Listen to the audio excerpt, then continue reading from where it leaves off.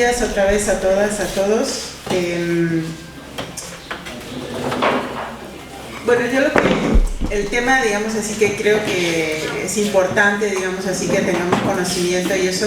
Nosotros, como Red en Defensa del Maíz, nos constituimos, como contaba Oyaldo, desde el 2001, con un primer foro, justamente porque había contaminación transgénica del maíz. O sea, los cultivos transgénicos habían contaminado la semilla nativa, la semilla de los pueblos. Entonces la red, a partir de ese foro, la red se va organizando. Esto tiene ya entonces más de 25 años y en un momento decidimos constituirnos más como una red, como nos llamamos ahora. Y no se trata solo de la defensa del maíz, eso yo lo aprendí en esta red. Es la defensa del territorio, del agua, del suelo, del bosque, o sea, porque no está separado, y de la comunidad y de la asamblea, ¿no? Entonces, bueno, eso es realmente lo único que realmente nos va a permitir, por ejemplo, conservar y salvar nuestras propias semillas, o sea, salvar, es una manera de decir, salvar de las amenazas. Si hablo muy rápido me dicen, ¿no? Ok, entonces, en ese momento nosotros, con estos 20 años de lucha, mucha otra gente, la denuncia empieza justamente desde Oaxaca, porque es ahí donde se encuentra la contaminación, pero mucha gente en todo el país se suma, de organizaciones de diferentes tipos, intelectuales, hasta sindicatos, en fin. No sé quién no hay en México que se manifestó en contra de la siembra de maíz transgénico en México. Y eso, con diferentes propuestas y muchas luchas que se han llevado en estos años, hace que en el 2025 finalmente se pone en la Constitución de los Estados Unidos mexicanos, en el artículo 4, un párrafo que dice que no está permitida, o sea, que la siembra de maíz en México debe ser libre de maíz modificado genéticamente. Así lo dice. Aunque les parezca tedioso, realmente les quiero decir lo que dice, porque de lo que vamos a hablar hoy es la trampa que viene junto con eso.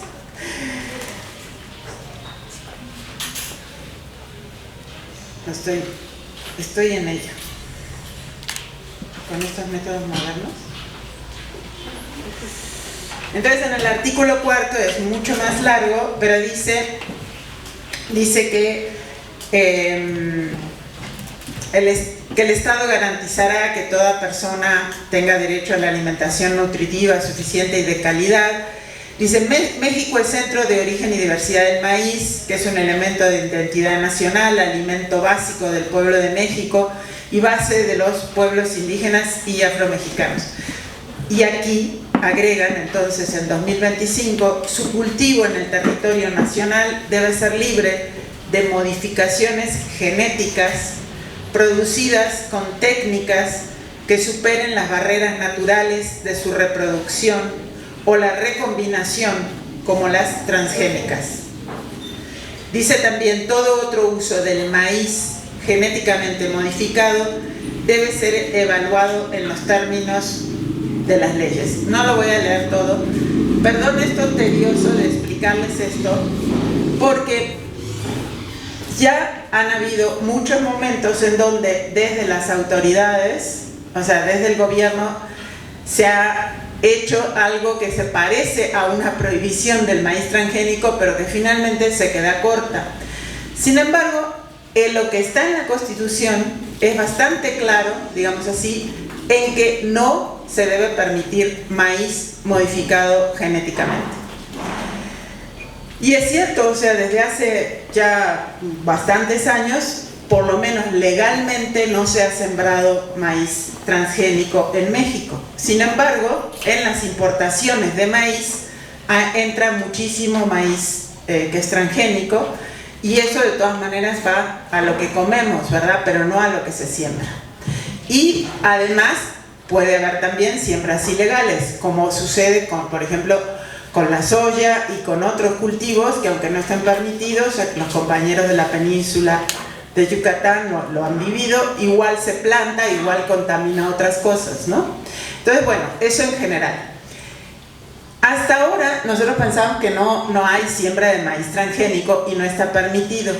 Sin embargo, a nivel de todo el mundo, esto es una foto, ¿ya? Esto es, aquí estamos, llegamos ahí por la lucha de muchas organizaciones, de mucha gente, y en particular lo que reivindica la Red en Defensa del Maíz es la lucha desde la comunidad, desde el territorio, que es desde donde realmente podemos saber qué semillas, cuidarlas y, como decíamos desde hace ya mucho tiempo, solamente compartir semillas de origen conocido, ¿verdad? Para que no entren otras semillas que estén contaminadas. O sea, ha sido una enorme experiencia de gran riqueza en donde los pueblos del maíz han podido guardar su semilla y, como decía Aldo, no por medios tecnológicos, sino por el trabajo de la comunidad. Esa es la defensa principal del maíz. También es bueno que no se pueda sembrar, digamos, ¿no? Que no esté autorizado sembrar. Sin embargo, los transgénicos en todo el mundo están controlados, monopolizados por muy poquitas empresas transnacionales. Son solo 4. Y la más grande es Monsanto. Bayer se compró Monsanto, entonces ahora es Bayer Monsanto. La otra es Corteva, que es un nombre que a lo mejor lo han visto con los agrotóxicos en el campo, pero es una fusión de las empresas DuPont y Dow, o Pioneer, deben haber visto. Bueno, ahora se llama Corteva. La otra es Syngenta, que ahora es China, y la otra es BASF. Solo estas 4 empresas controlan todo. Y aquí en México, Corteva y Bayer Monsanto venden más del 95% de las semillas comerciales de maíz, las híbridas. Entonces nosotros, comprando híbridos, etcétera, no sabemos si son o no son transgénicas, primero, porque ellos las pueden, digamos, ellos no las seleccionan, no las separan, ¿tá? Entonces, eso es como otra imagen que les quiero dar. Aquí estamos con lo del maíz, pero están estas 4 empresas que son sumamente grandes y poderosas y que tienen más de las 3/4 partes de la venta de los pesticidas, de los agrotóxicos en todo el mundo. Entonces, la mayoría de los venenos que se le echan, empezando por el glifosato, pero todos, casi todos, son de alguna de estas 4 empresas, ¿tá? Entonces, los transgénicos, los agroquímicos van de la mano, porque los transgénicos que se han hecho son para resistir que se le eche todavía más agrotóxicos, ¿ya? Estoy como volviendo atrás de cosas que muchos ya oímos, solo para recordarnos, ¿no? Entonces, recordarnos que ellos hicieron estos transgénicos para poder vender más veneno, ¿ya? Y eso va junto, va casado, o sea, no se puede hablar por un lado una cosa o por el lado de la otra. Sin embargo, los transgénicos en todo el mundo, no solo en México, han sido muy resistidos. Y una cosa que es buena que sepamos es que en cualquier parte del mundo, en cualquiera, también en Estados Unidos, también le preguntaron a un ejecutivo de Monsanto, a un director, ¿usted prefiere comer transgénicos o comida sin transgénicos? En todo el mundo, la mayor parte de la gente, o sea, casi todos dicen, no, yo prefiero sin transgénicos. Eso es muy importante, porque eso significa que aunque los vendan, aunque los impongan, aunque nos contaminen, no pudieron decir que eran buenos, ¿ya? Entonces la gente dice, bueno, a lo mejor no sabe, o a lo mejor le da lo mismo, habrá gente que está en la comida, pero la mayor parte de la gente dice, no quiero, no, prefiero que no tenga. Entonces, ¿qué hizo estas grandes empresas? Cambiar el nombre y también la técnica con la que hacen transgénicos. Pero la palabra transgénicos, en realidad, quiere decir trans, es que viene de otra especie. O O sea, los transgénicos que habíamos visto hasta ahora son, o sea, hasta hace unos años, son casi todos, es una semilla que la cruzan, por ejemplo, con una planta, con un insecto, con cosas, con animales, o sea, con genes de otras cosas que nunca se hubieran cruzado en la naturaleza. Y eso es lo que dice en la Constitución, que no crucen las barreras naturales de la reproducción. Eso es lo que les leí en ese lenguaje técnico. Entonces, ¿qué inventan las empresas? No solo para el maíz, sino para sacarse de arriba el nombre de transgénicos. Es decir, bueno, podemos manipular las semillas, los animales, los insectos, los microbios, hasta la gente, con una técnica que transforme los genes, o sea, los cromosomas, lo que define lo que es la semilla, lo que está dentro, pero sin ponerle cosas de otras especies, solamente manipulando adentro, ¿ya? Y eso lo consiguen con una técnica nueva que empieza más o menos desde 2012, que yo solo les nombro el nombre por si la ven pasar, pero no se preocupen, se llama CRISPR-Cas. Y no importa, digamos, es una de las tecnologías, hay otras. El asunto es así, hay una serie de nuevas técnicas que manipulan las semillas o los animales sin que le agreguen genes de otra especie, ¿tá? Genes de otra especie.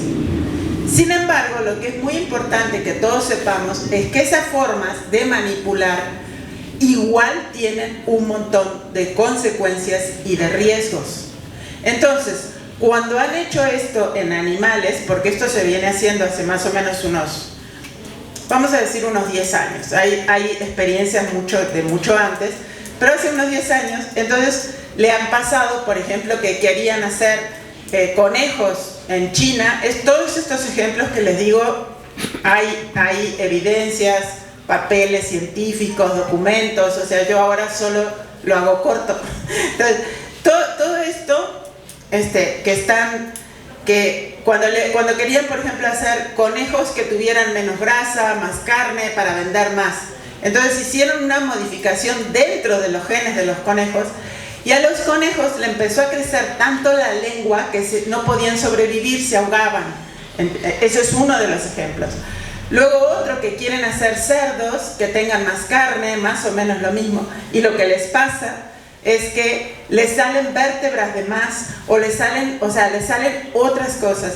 Yo les cuento esto porque, aunque son técnicas que no es exacto lo mismo que se usan las semillas, es para entender que cuando se modifica el genoma, aunque sea dentro del genoma, pasan muchas cosas que los que se dicen científicos no entienden, pero igual lo están haciendo.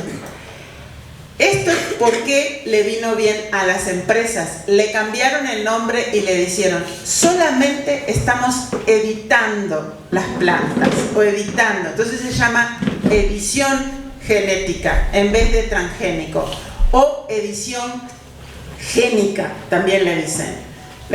Todo lo que digan edición génica, genética, genómica, es más o menos lo mismo. Con este nombre lo que hicieron fue decir, ¿cómo esto no tiene transgénicos porque no se le aporta genes de otras especies? Eso entonces no necesita pasar por las leyes de bioseguridad que ya existen.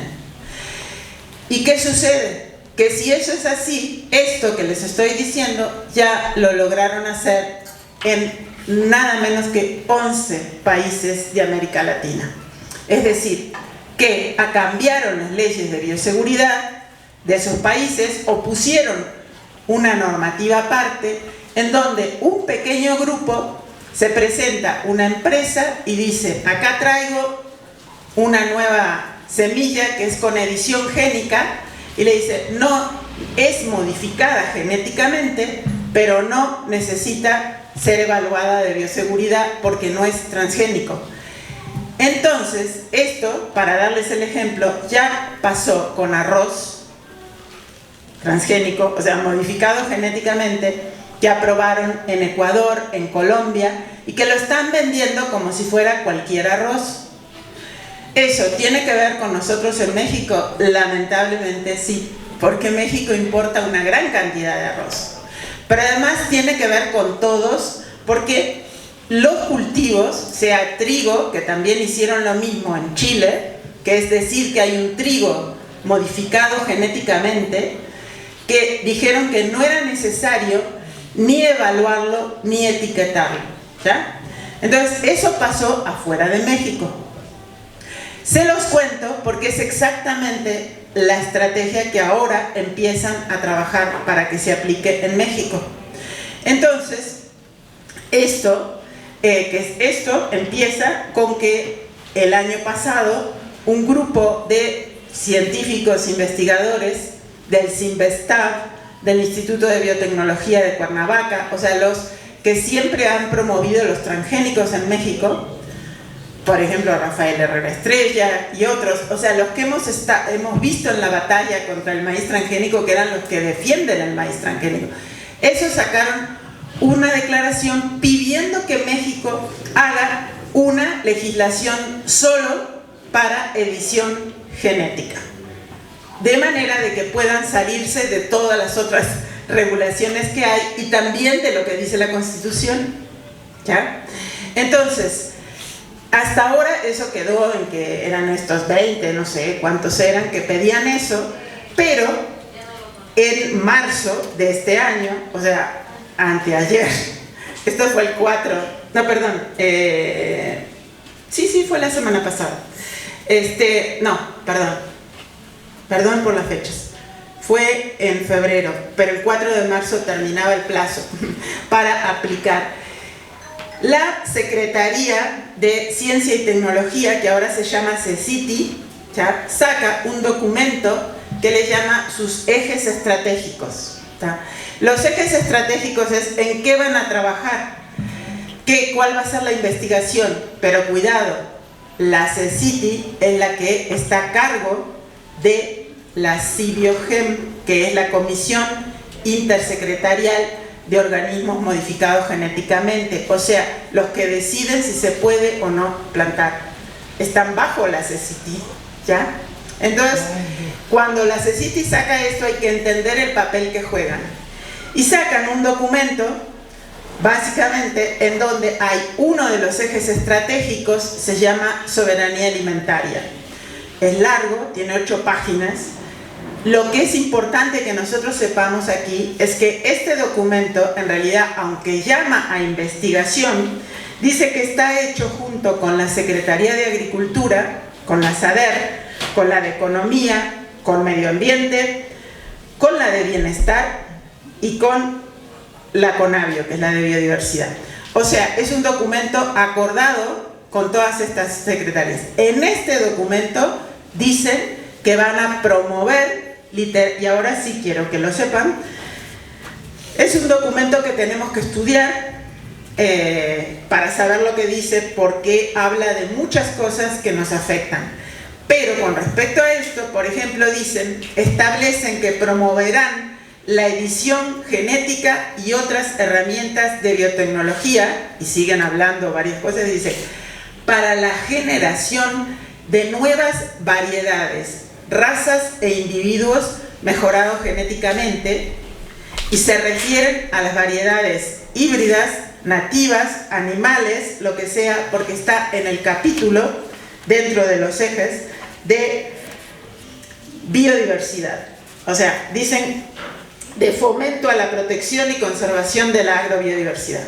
No es solo esto que dicen, sino que cuando uno lee esto, tiene 8 páginas, yo lo traje impreso, está lleno de palabras así, vamos a salvar, es como Sembrando Vida y los otros programas, o sea, vamos a salvaguardar la soberanía alimentaria, etc. Y en el medio de todo eso dicen que van a promover la edición génica y llaman a que académicos, científicos hagan propuestas para la evaluación de riesgos de ese tipo de tecnología para hacer una legislación diferente, digamos, ¿no? Entonces ya están preparando que van a hacer algo, o que se modifica la ley como está, o usan la ley como está, porque también puede ser, o que hacen otra para permitir edición genética.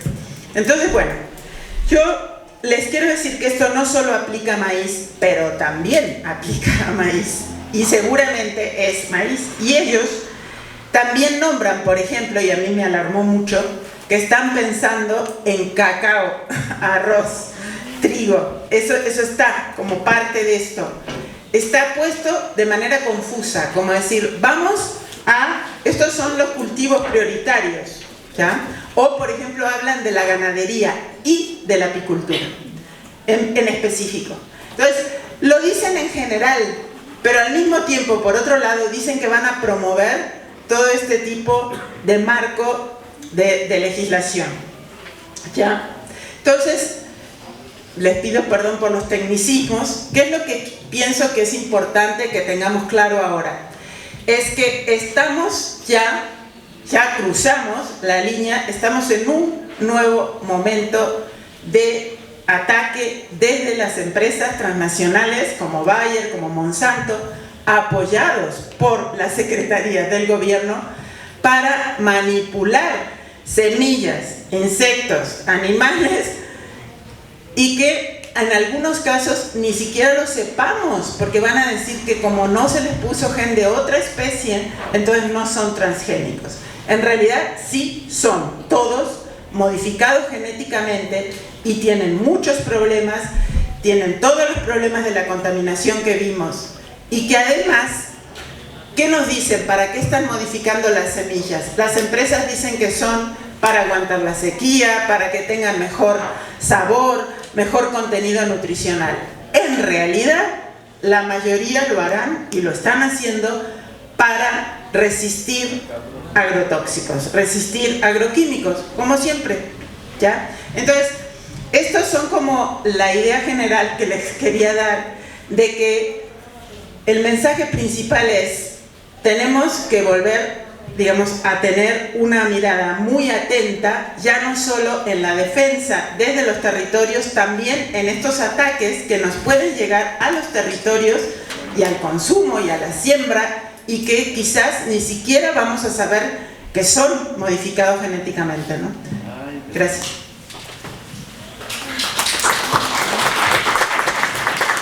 Aquí sentadito porque tengo aquí unos apuntes y es más fácil para mí leerlos cerquita, ya no puedo leer mucho de lejos. Pues miren, quisiera también, como dijo Silvia, recordar cuál ha sido el proceso de la red.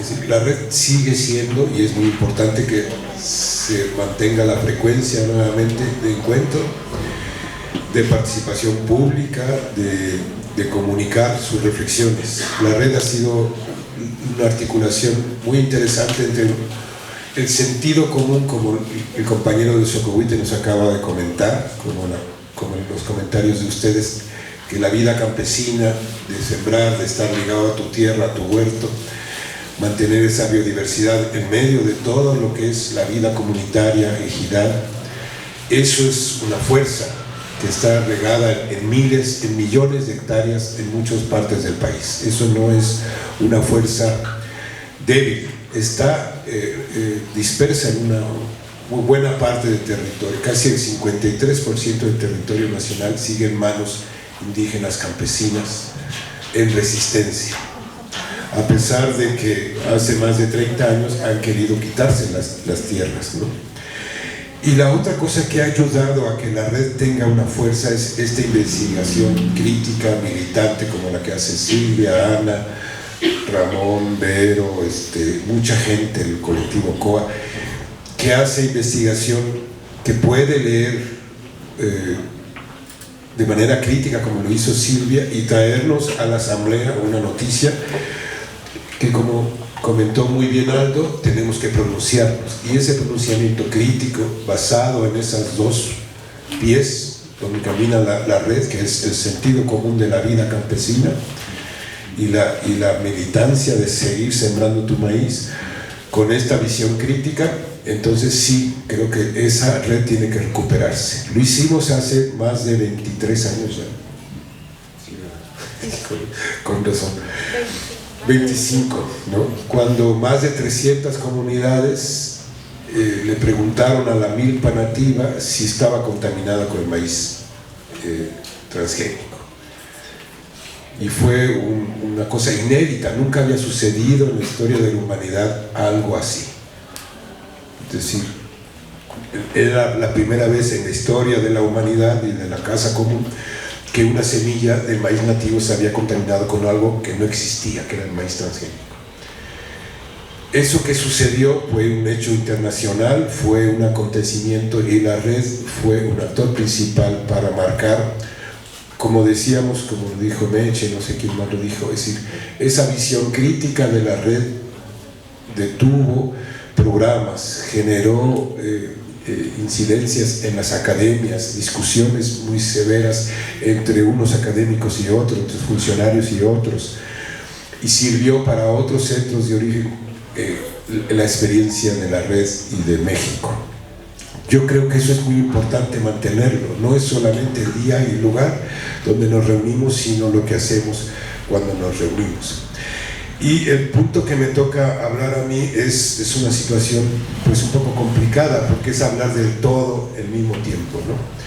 Creo que estamos peor, o estábamos mejor cuando estábamos peor, ¿sí?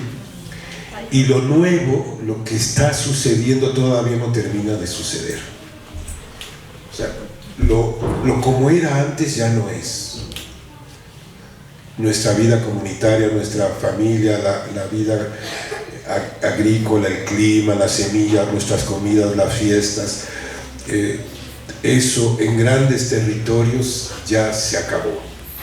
Y entonces estamos en un proceso de o nos hacemos más conscientes de lo que está sucediendo o no podríamos entender o controlar o ser autogestivos en lo que va a suceder, lo que tenemos que defender.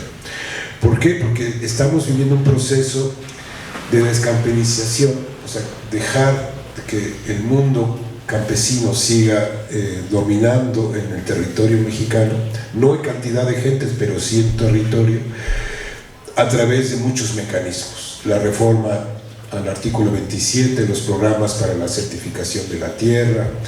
Después vinieron un montón de procesos que intentan que el mundo campesino deje de existir como tal y que se vaya a las ciudades a ser productores, a ser jornaleros, a ser migrantes, a ser obreros, o estudiar y ya no regresar. Toda esa cosa que está sucediendo en nuestras comunidades no han logrado hacerlo. Por más que han querido, el procede fracasó, o sea, no se vendió la tierra, no se está convirtiendo lo ejidal en privado, ¿no? Sí está esa tendencia todavía. El actual régimen, que es un poco, digamos, progresista o tiene ese discurso, como dice Pepe, pero en realidad no es. Atrás de eso hay una continuidad estructural de ir descampesinizando México, de ir quitando la propiedad social de la tierra. Sigue siendo lo mismo sobre otra máscara de bienestar, de no corrupción, de progreso, de todo lo demás. Es decir, la situación del campo en México estructuralmente sigue estando igual. ¿Qué ha pasado? Que se ha urbanizado lo rural, todos los subsidios están apoyando más el consumo que la producción, es decir, sembrando vida, la agricultura del bienestar, los fertilizantes que dice Alfredo, todos los programas de becas ayudan a que, o permiten, o alientan que la gente, en lugar de producir alimentos, mejor los consuma, comprándolos, y son pues eso que está generando el desvínculo o desvincular la relación de tu familia, tu cuerpo, tus manos con tu parcela, tu huerto, ¿no? Me gustó mucho cómo se presentaron muchas y muchos. Yo soy fulanita de tal y tengo un huerto, yo soy agricultor y tengo mi parcela. Eso es una forma de ir pues en contracorriente, en resistencia. pasamos del 57 al 53% de la propiedad social en México, es decir, muchas tierras se entraron a dominio pleno y empiezan a venderse. El mercado de tierras de venta o renta ha aumentado en donde están los megaproyectos, el Istmo de Tehuantepec, donde está el Tren Maya, donde están muchas agroindustrias o procesos industriales, por ejemplo el Bajío, Querétaro, toda la corona de ciudades desde Guadalajara hasta Orizaba, hay un montón de parques industriales y agroindustriales. Los ejidos que estaban cercanos a eso se privatizaron, entonces hay un aumento, por eso es la pérdida de esa propiedad social. Y el dominio pleno, el parcelamiento de las áreas comunes, el no renovar la presencia de ejidatarios y comuneros en la lista, la herencia de la tierra. Estamos en una etapa demográfica en México donde los que tienen una posesión de la tierra, ya sea ejidal o comunal, es decir, los titulares de derecho que le llaman, tienen una edad de 65 años. Es decir, si en 10 años obviamente se están heredando las tierras, pero se están heredando al primogénito o al mayorazgo, es decir, a la persona que pueda quedarse, y a veces esa persona regularmente es un hombre, ¿no? Porque existe, por ejemplo, en donde estamos nosotros, estamos haciendo campaña para que la herencia de la tierra no necesariamente sea a una persona, sino que sea a lo que decida la familia, ¿no? Y dicen, bueno, pero ¿para qué le vamos a heredar tierra a las mujeres? A las mujeres siempre alguien les mantiene, dicen, ¿no? Entonces, ¿cómo romper ese esquema cuando las mujeres tienen derecho a acceder a la tierra, a decidir, a ser titulares de derecho? Pero eso lo está promoviendo la reforma agraria, es su programa especial. Y el director de esa Procuraduría Agraria pues es una persona que estuvo luchando contra el maíz transgénico, que va en contra de todo lo que afecta a la vida campesina, y está en su secretaría promoviendo la venta de las tierras a través del dominio pleno, ¿no? Quitarle la tierra a la gente, hacer el cambio de uso de suelo. En estos últimos años dejamos de ser un país que tenía problemas, vendíamos muy poquito y comprábamos mucho. Ahora vendemos más de lo que compramos. Eso no quiere decir, no soluciona nada más que simplemente los que exportan tienen más dinero, y entonces nuestro país importa casi el 60% de los alimentos que vemos en las tiendas, en los supermercados, en los restaurantes y a veces en nuestras casas. Es decir, toda la comida que hay fuera de nuestros ámbitos de parcela, de huerto, de ejido, de comunidad, es agroexportación, con procesos muy difíciles como el caso del aguacate, del limón, de las berries, de la agricultura de plástico que vimos ahora en el camino de Tulancingo, Pachuca, hacia acá, ¿no? Casi ya en Agua Blanca uno veía todavía los invernaderos de agricultura protegida. No alcanzan a ser una gran cantidad de hectáreas, pero sí en volúmenes de agroexportación exportamos más de lo que importamos. Ahora, en estos últimos 3 años, pasamos de importar el 40% de nuestro maíz, ahora importamos el 60% de nuestro maíz. El presupuesto se ha disminuido en cuestiones de bosques, de conservación de la biodiversidad, de proteger manglares, cuestiones forestales, de la agricultura también, la agricultura del bienestar, y todo esto es una cosa muy sencilla y muy limitada, pero sí se le ha dado mucho, casi 39,000 millones de pesos, 1,000 millones de pesos al Sembrando Vida, que va para 500 productores. Poquito, llegan a un millón de hectáreas, es decir, mucho dinero para el bienestar, para el Sembrando Vida, que no necesariamente genera vida ni procesos agroecológicos. Es como una simulación de la agroecología, un convencionalismo de esa agroecología, donde todo el mundo hace su bocachi, su conservación de suelos, sus árboles, pero en realidad hay mucha simulación. La gente agarra el dinero porque pues, es un ingreso que soluciona a veces el consumo, pero no favorece la reforestación ni la producción local de alimentos. Por ejemplo, en el Istmo, me decían los compañeros de la UCIRI que el programa Sembrando Vida acopia café y se lo da a la Nestlé. La Nestlé es una compañía que produce productos transformados, y el café Bienestar lo procesa la Nestlé, ¿no? Entonces acopia barato el Bienestar, se lo vende y la Nestlé nos vende a nosotros para hacer esa figura del bienestar. Entonces cada vez estamos en una situación crítica. Los compañeros y compañeras que se movilizaron en octubre, septiembre, ¿no? Octubre, noviembre, diciembre del año pasado, son medianos productores de 30, 40, 50 hectáreas con algo de infraestructura en el Bajío, en Puebla, en Zacatecas, en Chihuahua.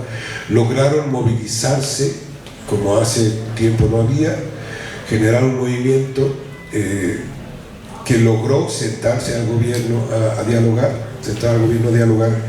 pero a esos que les quitaron todo el subsidio, es decir, no tienen subsidios para la comercialización, no tienen subsidios, son los que producen el maíz, el frijol y el trigo, que están llegando a las bodegas para producir o transformar alimentos. ¿Por qué? Porque los grandes bodegueros ya no son los gobiernos ni las empresas mexicanas, son otras grandes empresas que controlan el precio, y como decía alguien, pues ese precio lo fija en una bolsa de valores fuera de México. Entonces llegaron un momento en que el precio internacional estaba por abajo de sus costos de producción y no había subsidios. Sin embargo, en otros países de esos tratados de libre comercio sí hay apoyo para que esos productores produzcan los granos. Y entonces cerca de 1.700.000 productores en distintas condiciones, hay unos chiquitos, unos más grandes, están fuera de esas condiciones. No les cumplieron el trato de pagarles el maíz a 7 pesos el kilo y siguen estando en crisis económica. Entonces son otro tipo de productores, no productores para el consumo, para el mercado local, son productores de maíz y frijol, pero estos están siendo casi desaparecidos. ¿Qué queda en la visión de la política agroalimentaria? Bueno, una forma de reduccionismo, es decir, vamos a dejar espacios muy pequeñitos donde ahí siembren su maíz, hagan sus bancos de semilla. Esto es un programa que está con la ley de protección o cuidado del maíz nativo en México. Ya hay una oficina del bienestar, no de saber sino de bienestar, donde hay una compañera encargada de ir generando bancos de semilla municipales en todo el país. ¿Qué significa tener un banco de semilla en manos del gobierno? Pues significa que tu diversidad, que es una relación que funciona a través de muchas cosas, lo que consumes, cómo lo guisas, cuándo lo guisas, cuándo lo siembras, qué diversidad, todo eso puesto en una cajita o en una casita, eso es imposible de guardar, pero significa también una reducción de eso. Entonces hay un discurso de la agricultura del bienestar agroecológica que no está resolviendo problemas de violencia, de cambios de uso de suelo, de implementación de programas que afectan la agricultura y favorecen el consumo, junto con una nueva situación que estamos viviendo en el campo en México, es decir, toda la cuestión del fracking se reactiva, es decir, toda esta cuestión de la franja del Golfo, de las llanuras costeras, del sur, de Tamaulipas, norte de Veracruz, toda esta región, el Golfo, Tabasco, Campeche, Tamaulipas y parte de la región del norte, va a estar ya en procesos de concesión del fracking. Eso va a ser problemas muy complicados. El acuerdo que hubo entre el gobierno de Estados Unidos y México sobre tierras o minerales estratégicos o tierras raras, esas ya están señaladas algunas zonas donde pase lo que pase, que sea la condición social, cultural o de derechos que tenga la gente ahí. Lo estratégico es tener el control de sus territorios para asegurar el acceso a agua, petróleo, minerales raros o estratégicos y gas. Si eso está pasando a nivel internacional con algunos pueblos como Ucrania, Gaza y ahora el pueblo iraní, donde los acuerdos internacionales, los tratados, los convenios no son ya ninguna forma de controlar los conflictos, eso se va a imponer en muchos lados. Quizás sobre esa misma visión están la edición génica, todas estas modernidades técnicas científicas aplicadas a la agricultura y a la salud y a la alimentación se van a imponer sobre estos acuerdos que ya existían antes, ¿no?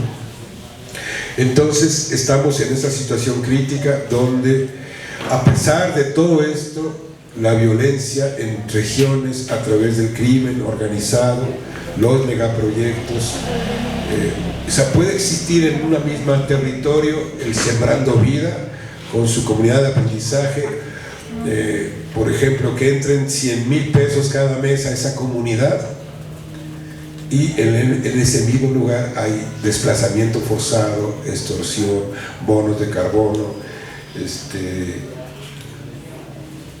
esa misma, y la falta de producción de alimento por el desplazamiento. Hay regiones en Michoacán, Durango, Guanajuato, Guanajuato una parte, Chihuahua, donde esta descripción que les dije, Sembrando Vida, 100,000 pesos mensuales de subsidio por estar sembrando vida, crimen organizado, desplazamiento forzado, contratos de bonos de carbono con el ejido, porque no importa si existe o no existe el ejido, si existe o no existe la conservación forestal, hay un contrato de especulación que las empresas ganan por estar en esa situación.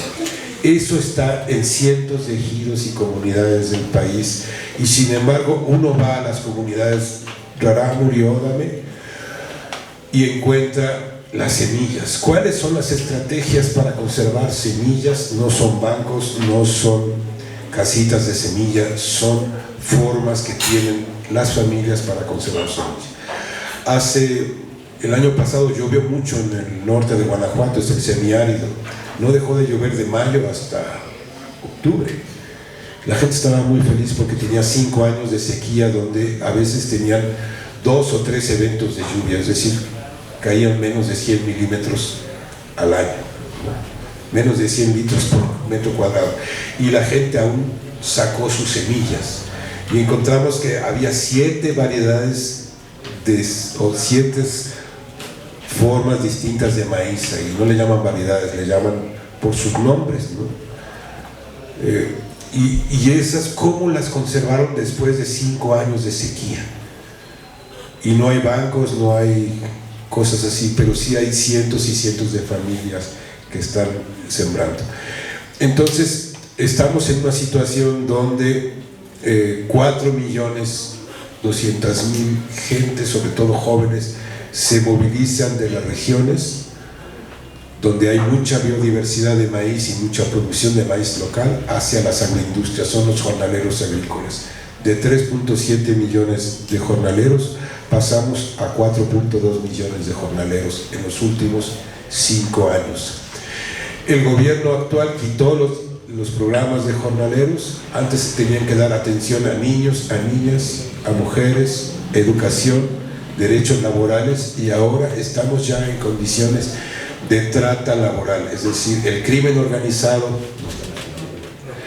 capta a estos jornaleros que vienen de Veracruz, Oaxaca, Chiapas, Centroamérica, los contrata, los mete en las fincas agroindustriales de berries, de brócolis, de ajos, y para poder que un joven o una mujer joven pueda aguantar en un invernadero a unas temperaturas de 35 grados, fuera del invernadero, imagínense cómo va a estar la temperatura dentro del invernadero.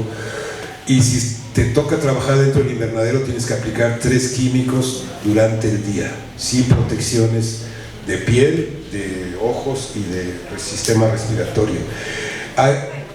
Entonces, eso lo controla el narco a través de unas vitaminas que les dan a estas gentes todos los días para que aguanten. Las vitaminas no son otra cosa más que droga, cristal y otras cosas.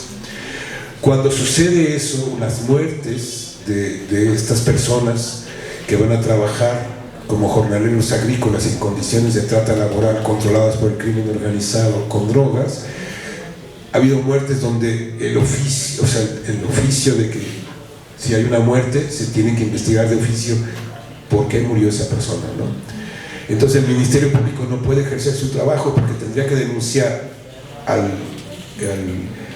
que contrata, al tratante, a la empresa, al municipio, a la Secretaría de Salud. Ha habido algunos periodicazos, incluso hasta la televisión. Entonces, la agroexportación está sucediendo en sistemas de explotación, criminalización, trata laboral e impunidad. Es decir, nunca habíamos estado en condiciones tan críticas en México, en la producción local de alimentos y la situación del campo en México. Si continúa esta tendencia, van a desaparecer los productores de maíz, de granos, de trigos, de frijol que hay en muchas regiones del país, que tienen y son ejidatarios y algunos comuneros. ¿Qué significaría vaciar esos territorios, dejar de producir alimentos para la gente que vive en las ciudades? Y si solamente quedan las familias, los agricultores que siembran su maíz para mercados locales y para comer, pues significará también una reducción, porque en esos espacios pueden vivir y alrededor aguacate, limón, berries, agricultura de protegida, megaproyectos, minería.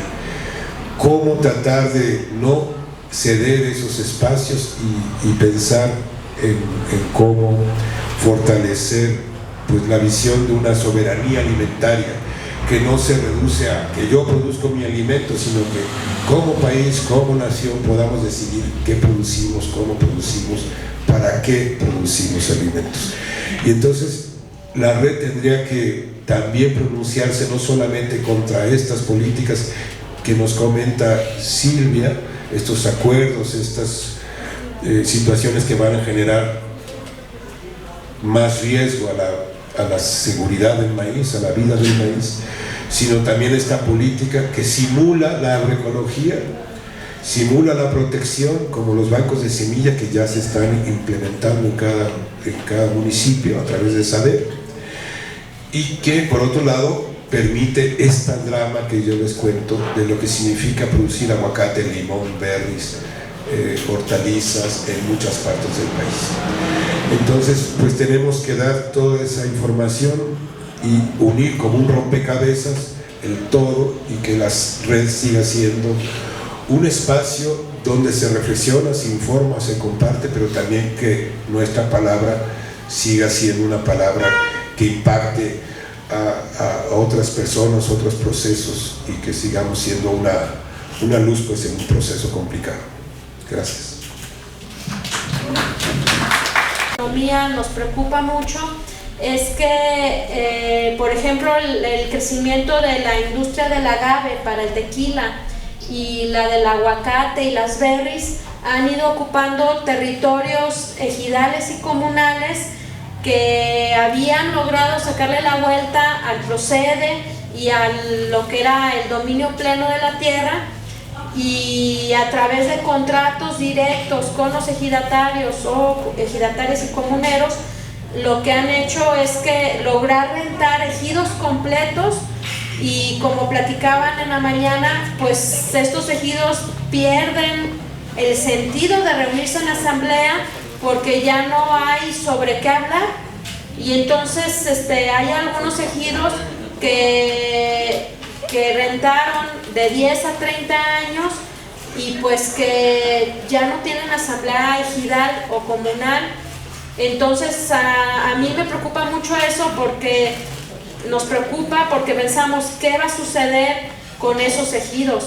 O sea, se va a perder la práctica cotidiana de la asamblea, de la relación directa con el territorio, con la toma de decisiones, y entonces adultos medianamente jóvenes y los jóvenes van a perder esta práctica en asamblea, pues como ahora aquí, ¿verdad? Pues se reúne uno, habla de lo que está pasando, de los problemas, y se resuelven ahí y se toman acuerdos, o ahí se arma la trifulca y también se resuelve, ¿verdad? Pero es un espacio de decisión que permite el cuidado y el control del territorio y lo que ahí sucede. Entonces yo sí quiero poner una alerta, porque pienso que en el momento en el que se pierde la asamblea, se pierde el cuidado y control del territorio, y es un tema que vemos que está ahora sí mermándose con la agroindustria. Ellos lograron dividir las asambleas y los territorios con esa renta de renta y ocupación de los territorios. En muchos casos son fraudes, porque llegó alguien, rentó y después otros ocuparon y dejaron de pagar esas rentas. Cuando los ejidatarios uno por uno intentan cobrar su renta, desaparece la persona con la que firmaron el contrato, y hay lugares donde los territorios están ocupados, se desfiguran los linderos, los mismos brechas desaparecen, todo se vuelve una sola plantación y ya no hay manera de acceder hasta otros lugares, otros ejidos, otras comunidades o manantiales. Entonces es un problema que cada vez está creciendo más, y eso pues todavía desvincula más del territorio a las juventudes y a los adultos no tan viejitos, ¿verdad? Entonces es algo que vemos así muy latente. La otra cosa que también hemos visto es que cada vez más impera esta como idea de mercado o de comercio sobre los territorios campesinos e indígenas, por lo mismo de que están llegando empresas, se mueven en otra lógica, el trabajo o el empleo de la gente de la región cambia, ¿verdad? Antes eran relaciones locales, hasta a pesar de que ya no había apoyo mutuo, de todas maneras el trabajo pues con un compañero vecino, con un ejidatario del pueblo, ¿verdad? Pero ahora es una relación con una empresa, se despersonaliza, se vuelve todo pues comercial, y eso por una parte como en lo local. Pero luego hay casos como el del ejido que venimos acompañando de San Isidro, que ellos vienen defendiendo una parte de su territorio de la resolución presidencial que está invadido por una empresa transnacional que se llama Amway. Esta empresa desde 1985 ocupa esas tierras de manera ilegal. Ellos saben que compraron tierras ejidales y aún así las ocuparon con una escritura pues que está mal legalmente, y ahora la comunidad del ejido ha logrado demostrar su derecho sobre la tierra, y la empresa lo primero que hizo después de 1000 demandas en el sistema agrario y en los juicios de amparo, también tramitaron ante el Tratado de Libre Comercio ¿cómo se llama la acción?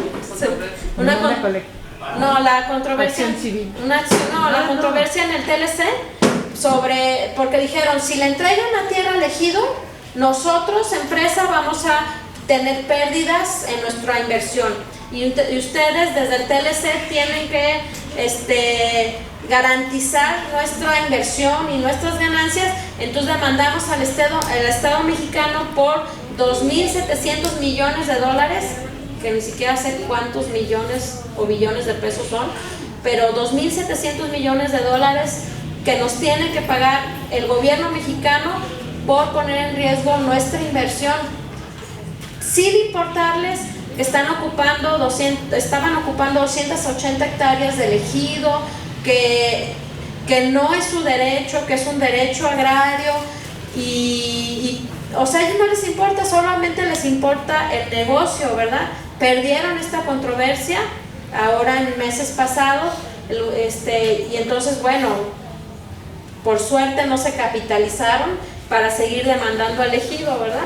Pero bueno, pongo estos ejemplos porque veo, por ejemplo, que los trata, como todo el interés comercial internacional está planteando los caminos o las leyes de las semillas, de la tierra, de la agricultura industrial, y entonces pasan por encima de la historia y de los territorios de los pueblos, y es algo que desde Jalisco a nosotros nos preocupa.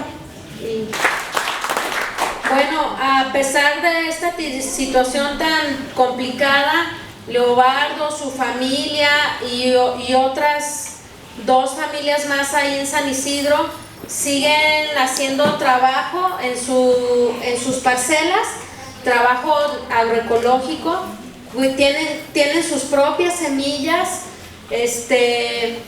cultivan de manera natural, hacen ecotecnologías y trabajan en red con otro montón de campesinos y campesinas, no solamente en Jalisco, sino en otras regiones de México, y siguen defendiendo pues, su territorio y sus semillas y la vida y la salud. Este problema es grave y es que cada vez es más complicado, porque por ejemplo la población de San Isidro actualmente están rodeados. El centro comunitario quedó en medio de las 80 hectáreas de la ex hacienda, que aún está en manos de los hijos de los anteriores hacendados, y ahora ellos sembraron aguacate en todas estas 80 hectáreas que rodean el centro de población, y el aguacate lo fumigan cotidianamente, y eso también intoxica a la comunidad. Entonces son muchos ataques todo el tiempo, es ataque a la salud, al territorio, a las semillas. La agroindustria no solamente contamina, también llegan para instalarse, como sucede también en la península, llegan y devastan todo el territorio, no dejan ni una plantita en el suelo, ni una planta, meten máquinas, reacomodan todo, desaparecen los arroyos, las plantas, las casas de los animales, y todo para sembrar. Ahora están sembrando uva, y las empresas que si uno revisa las páginas web, los que están sembrando uva ahora en la región vienen de Sonora y explican que allá ya se acabaron el agua y que en esta región calculan que tienen 20 años de agua. Y lo dicen así públicamente, es como su prospección de negocio. Entonces, ocupan los territorios, se acaban todos los recursos, incluidos los recursos humanos, y luego se mueven. Son como proyectos empresariales con otra lógica, y no lo platico, o sea, es que está bien cabrón y está bien triste, pero al mismo tiempo tenemos que pensar cómo le hacemos frente a esto. Hay una resistencia muy fuerte en toda la región, hay mucha organización, pero sí, y estos proyectos no es que surgieran solos, que a la gente se le ocurrió hacer negocio de invernaderos y el municipio invitó a las empresas a venir, no. Es que es parte del proyecto de Estado. Por ejemplo, Jalisco se vendió en los últimos 15 años como Jalisco el gigante agroindustrial. Entonces, todos esos programas ahora se reflejan en esto. Y entonces, por eso creo que es muy importante que nos demos cuenta que las cosas no suceden mágicamente. Hay un plan, hay un proyecto de desarrollo que está planteado desde otra visión, desde otra manera de ver la vida y la naturaleza, que la ve como cosa, como un recurso. Y entonces, ¿cómo nos preparamos frente a eso? ¿Verdad? Y también hay mucha organización regional. Por ejemplo, frente a eso, el municipio de Limón, Jalisco, se declaró en transición agroecológica y están trabajando para plantarle cara a toda la agroindustria y la contaminación agrotóxica, y es un trabajo también complicado, y bueno, lo dejo yo un poco aquí, y hay compañeros, muchos compañeras y compañeros que vienen de allá de la región, que no sé si quieran ir platicando, compañeras del campo y la ciudad, que todos están trabajando desde diferentes lugares, ¿verdad? Aquí una vez más, y cada vez que nos vemos, pues no sé por qué, pero nace un gusto que yo les siento a todas y todos ustedes, y pues a lo largo de los años lo hemos ido cultivando, y ha sido muy bonito cultivarlo. Yo sí estoy muy feliz de ser parte de un proceso como este de la Red en Defensa del Maíz, porque ha sido una manera, como decíamos hace rato, de hacernos familia, y de pronto esa familia es lo que es la comunidad, ¿no? Entonces hemos ido haciendo comunidad así, desde una punta del cerro a una escalera de una ciudad, a un sótano de no sé dónde, pero tarde o temprano estamos siempre tratando como de entendernos y tratando de estar juntos, juntas, y por otro lado tratando de buscar qué sigue, ¿no? Entonces, dentro de todo eso que ha sido tan bonito, a lo largo de los años se han ido juntando palabras. Alguien hablaba de la siembra de palabras, ¿no? Y habría que estar sembrando palabras. Pues se han estado sembrando palabras. Aquí la Red de Defensa del Maíz ha estado sembrando palabras también. Y se han ido pegando con otros procesos de otras gentes, de otros lugares. Pero tarde o temprano van haciendo una conciencia, pues ahora sí que colectiva. Yo les digo la inteligencia colectiva artesanal, que es tan opuesta de la inteligencia artificial, y se va juntando. Ya no me extiendo. Lo que quisiera yo decirles es que hemos estado haciendo con todas esas palabras y con todos esos pensamientos, y no solo de aquí, sino de otras muchas personas, pero siempre por abajo, hemos estado cultivando la posibilidad de tejer pues cuadernos que de alguna manera sirven para formar a la gente, para que pensemos, para que estemos siempre reflexionando. Y entonces aquí en esa mesa, además de los cuadernos y los libros que trae también Gloria y Desinformémonos, que son justamente esto mismo de lo que estamos hablando, pues también nosotros trajimos unos, y están para que los tomen, no solo unos, sino para que puedan repartirlos y de algún modo puedan abrir espacios de diálogo como estos. Para eso son, para ir comentando y hablando y pensando juntas, juntos, y ya están aquí varios, o sea, porque no nos habíamos visto, y de pronto son cuadernos que están tejidos con las palabras de muchas y muchos de ustedes. No son cuadernos académicos para nada, al contrario, son cuadernos que reivindican que los saberes se construyen en colectivo desde muchos lados, y no solo desde la academia, sino que a lo mejor con algunos referentes académicos y con investigadores e investigadoras que también se ponen de modo para trabajar con la gente, pero la gente en los lugares está pensando. Esa es una convicción que yo me llevo después de, no sé, 30 años de estar con ustedes. Me llevo la convicción de que la gente desde los lugares no solo está pensando, sino que está proponiendo muchísimas cosas. Hay un pensamiento vivo en este país que ya quisiéramos y que de algún modo luego no se ve, pero el chiste es empezarlo a mostrar. Bueno, empiezo por aquí porque en realidad el proceso del Tribunal Permanente de los Pueblos es para eso, para visibilizar pues el proceso de relación inmemorial de los pueblos con sus cultivos. Eso es algo que de algún modo está dicho de muchas maneras, pero que a lo mejor le estamos poniendo un foco especial, ¿no?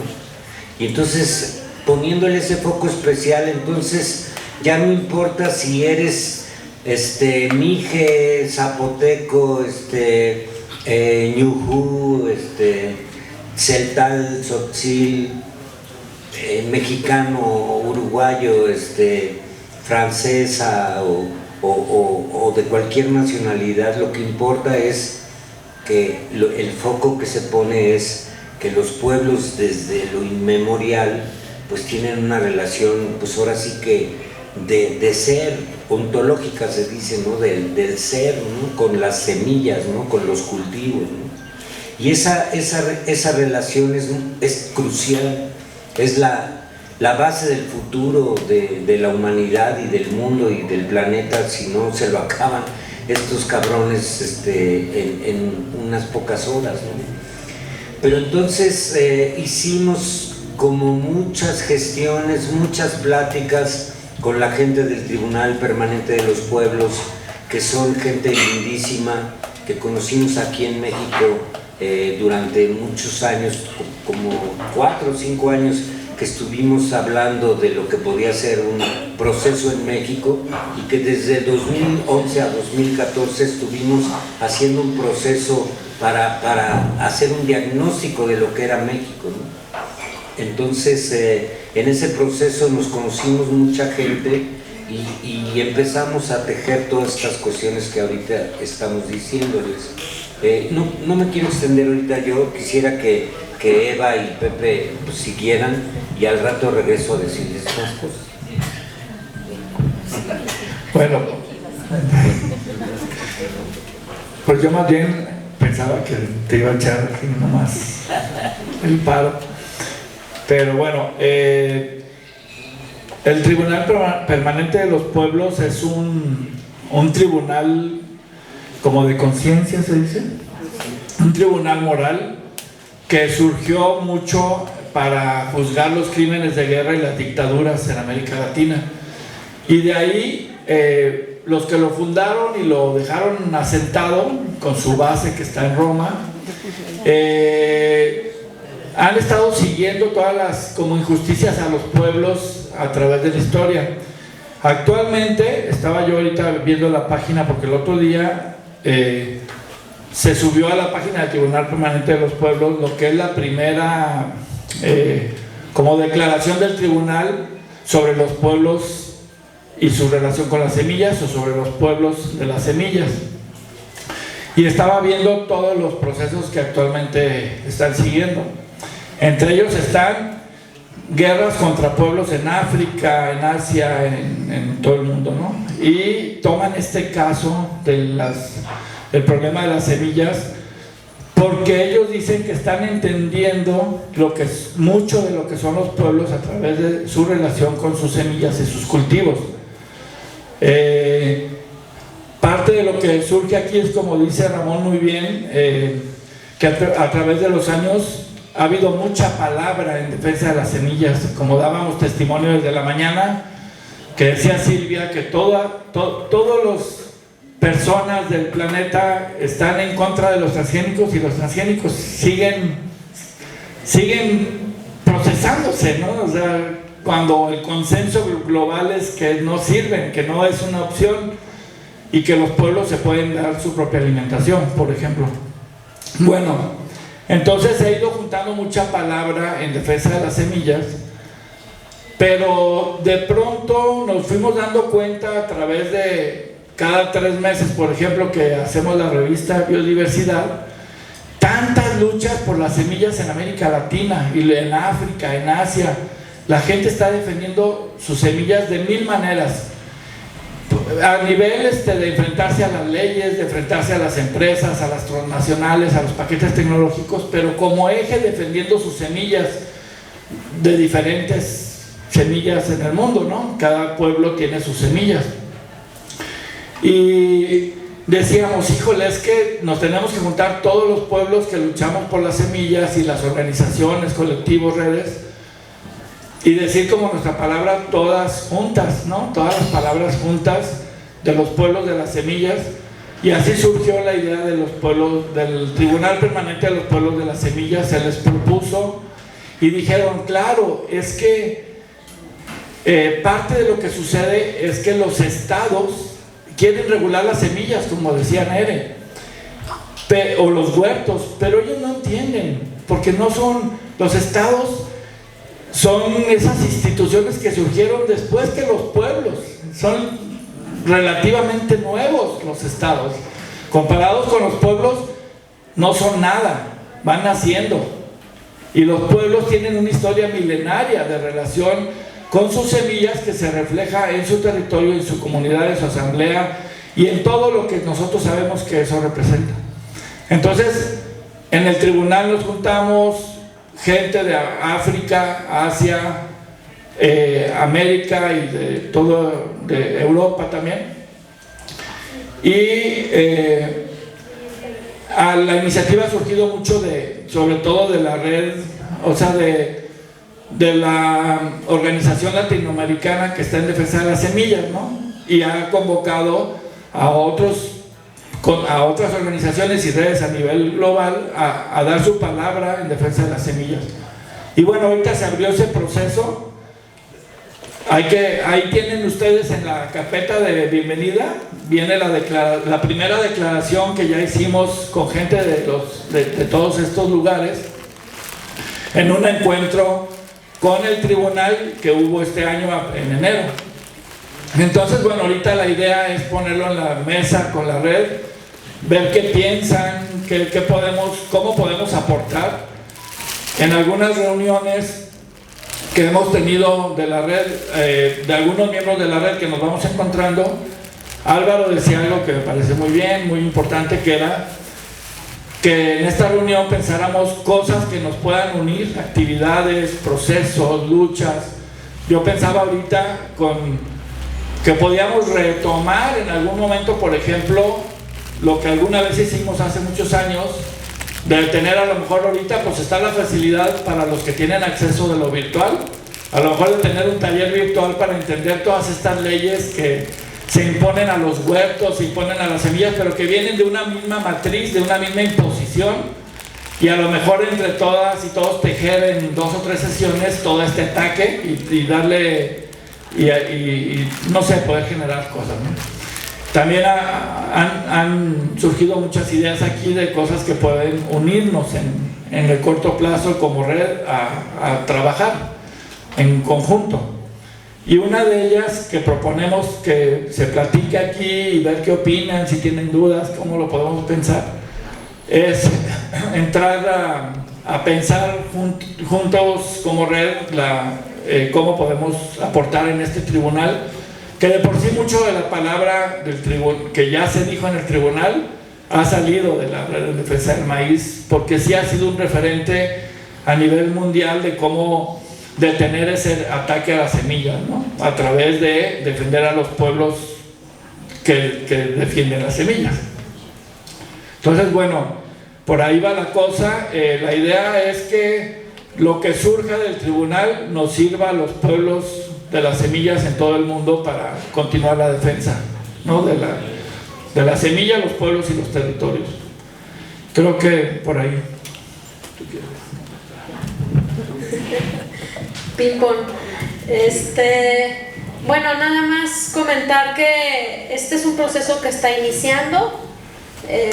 Bueno, tiene como un año como entre que se hizo la petición, se presentaron documentos, reflexiones y se hizo la primera audiencia en el mes de enero. Estuvo la compañera Estela de DESMI como parte de la red de defensa del maíz y bueno, está empezando. La idea es que como en año y medio, quizás 2 años, se hagan audiencias o reuniones donde se recaben argumentos, denuncias, nuevas reflexiones en torno al tema de las semillas y la relación que tenemos las personas, los colectivos, las comunidades, o sea, todo tipo de relaciones que tenemos los humanos con las semillas y que las podamos manifestar ahí. Y pues la intención es lograr explicar entre todas y todos en el mundo que es algo que no pueden regular y apropiarse unos cuantos para hacer negocio, que todas y todos los seres vivos, no nada más humanos, dependemos de las semillas para vivir, porque además las semillas no solamente estamos hablando de las que cultivamos, sino también de aquellas que solitas se reproducen o que los mismos animales ayudan a reproducir, ¿no? A través de comer, viajar, volar, cagar y transmitir, por ejemplo, todas las semillas que hay en el mundo, en la humanidad, y las plantas, los esquejes, lo que hay en la selva baja caducifolia, en la selva amazónica, en el desierto, en la ciudad, en todos lados. O sea, realmente es un proceso que quiere sumar la relación con las semillas en cada rincón de la humanidad y del mundo. Una reflexión que se daba en esta primera sesión que a mí se me hizo muy importante, estuvo bien bonita y la vamos a poder leer en la próxima revista Biodiversidad. Va a salir un cuadernillo especial sobre el tribunal, pero ahí se hablaba también de, bueno, ¿quiénes son los pueblos, verdad? Porque pues al final se llama Tribunal Permanente de los Pueblos de las Semillas, y decíamos, pues eso no excluye a nadie, al contrario, decíamos, es que todos somos pueblo. No estamos hablando solamente del pueblo ñañú, del pueblo birrárica, o sea, todos los seres humanos, todos somos pueblo, comunidad, y en comunidad nos hemos criado junto con las otras semillas y las plantas y los otros seres vivos. Entonces, bueno, de eso se trata el tribunal. Pienso que es importante que hagamos este esfuerzo de pensar fuera de lo que nos imponen los estados y las empresas, y pensarlo desde nosotras y nosotros, desde nuestras comunidades, desde nuestra lengua, desde nuestra identidad, desde nuestra historia y nuestra relación con las semillas, y expresar por qué no deben de regularlas, por qué no nos deben de imponer cómo relacionarnos con las plantas y las semillas y los otros seres vivos, y por qué nadie se las puede apropiar. Entonces, de eso se trata el tribunal. Es un pretexto en realidad para seguir pensando cómo nos vamos a defender de esos cabrones y cómo los vamos a parar, porque en realidad esto es una lucha para el futuro, para el presente inmediato y el futuro a corto, mediano y largo plazo. Y entonces creo que es una oportunidad de pensar, de escribir, de hasta, no sé, de hacer canciones, pintar, dibujar, de tratar de explicar esto tan importante para que se entienda en el campo, en la ciudad, en todos los rincones de la humanidad, que todas y todas, incluidos especialmente todas las compañeras y compañeros en el mundo que de alguna manera, por la situación capitalista en la que vivimos, pues están desvinculados de dónde vienen los alimentos y de dónde viene la vida, pues les caiga de pronto algo que los haga o las haga moverse y querer entender. Entonces tenemos que sacudir el mundo y hacerlo vibrar, y bueno, es como una intención. Yo sé que no es la única, todas y todos estamos trabajando, yo creo, en eso diario, cotidianamente, los que estamos aquí, y pero creo que esto es una herramienta más que podemos sumar. A mí me conmovió muchísimo esta audiencia que tuvimos en enero con la gente del tribunal y todos los primeros argumentos que ahí presentaron quienes asistieron. Entonces yo cada vez más le veo muchísima más pertinencia a esta idea de reflexionar juntas y juntos, y desde todas las visiones, lugares, rincones del mundo, porque por ahí alguien decía que cada rincón es un centro, ¿verdad? Entonces todos los rincones son un centro, y desde ahí tenemos que expresar la importancia de nuestra relación con las plantas, con las semillas para la vida. Entonces de eso se trata esto, y pues que pensemos juntos cómo podemos, no sé, a lo mejor hacer una audiencia o ir generando cosas, ¿verdad? Nada más. Bueno, yo rematar un poco, tratar de cerrar un poco todo lo que han estado diciendo Pepe, Lleva y yo antes. Y algo que es muy bonito es que ha sido una construcción colectiva.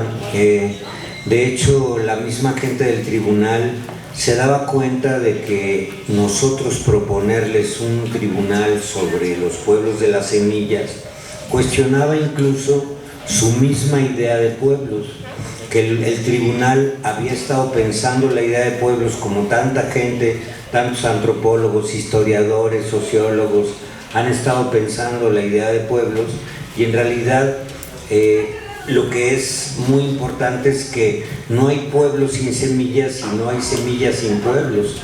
Entonces estamos hablando de lo que alguna vez dijo Aldo, que dio pie a que en la Red en Defensa del Maíz desde el principio nos pusimos a la tarea de no defender las semillas como cosas, no defender las semillas como si fueran un objeto nada más. Entonces, vamos a defender el maíz, sí, no, vamos a defender que no le pase esto al maíz, así en abstracto, sino que quienes tienen una relación, ahora sí que profunda con el maíz, para poner el ejemplo del maíz, pues los pueblos, y los pueblos están bajo ataque brutal, y entonces la gente tiene que tener una autonomía, la posibilidad de una libre determinación para que se pueda tener una relación sin restricciones con las semillas. Hay una violencia sistémica que está enfocada, está dirigida a tratar de erradicar a la gente que tiene una agricultura independiente y que tiene una relación irrestricta con sus semillas y que no pasa para nada por los controles y las privatizaciones y los acaparamientos y todas las restricciones que quieren los gobiernos, las corporaciones, y ahora pues hasta el crimen organizado, ¿no? Entonces estamos en una situación en la que estamos planteándonos que finalmente hablar de los pueblos de las semillas nos vuelve a meter a la discusión de por qué tenemos que defender a los pueblos en el mundo, para si queremos defender la biodiversidad y si queremos defender el futuro de la humanidad, junto con sus semillas, junto con con sus cultivos, y que no haya esa violencia sistémica que está ahorita tratando de borrar a los pueblos. En realidad podemos precisar que las corporaciones y los gobiernos y tal les estorban a los pueblos, quisieran sacarlos o utilizarlos de una manera extrema y brutal o erradicarlos, ¿no? Entonces, claro, por eso es por lo que los poderosos de ahora pueden, pues ahora sí que con la mano en la cintura, determinar que van a destruir Gaza, ¿no? o que Palestina no debe existir, ¿no? Es lo mismo, es la misma situación. Hay un extremo que es ese, pero es la misma situación para los pueblos de América Latina y para los pueblos de África, Asia. Algo que es muy bonito, y con eso termino, es que toda la gente que nos juntamos en Cartago, ahí en Costa Rica, algo que fue realmente muy notable y no dejaron de notarlo también pues el secretario del tribunal y el juez que fue, es que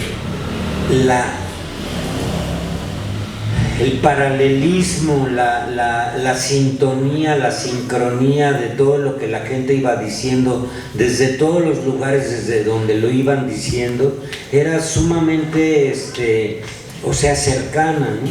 La gente está diciendo lo mismo porque en todos los lugares nos están haciendo lo mismo, y la gente está respondiendo con inteligencia, con creatividad y con resistencia, y está diciendo para eso pues cosas que son semejantes. Entonces ahora sí que lo que sigue es juntarnos, ¿no? Lo que sigue es reflexionar juntas y juntos, ¿no? Y para eso es el tribunal, para poder visibilizar todo eso y poder hacer un proceso de un año y medio en donde haya reuniones regionales virtuales. No tenemos dinero para estar haciendo reuniones a cada rato, pero hacer reuniones virtuales en donde desde diferentes sitios estemos poniendo en común los problemas que se tienen con las semillas, los problemas de imposición, los problemas de violencia, y a partir de eso podamos tejer como todavía más preciso y detallado y con muchas evidencias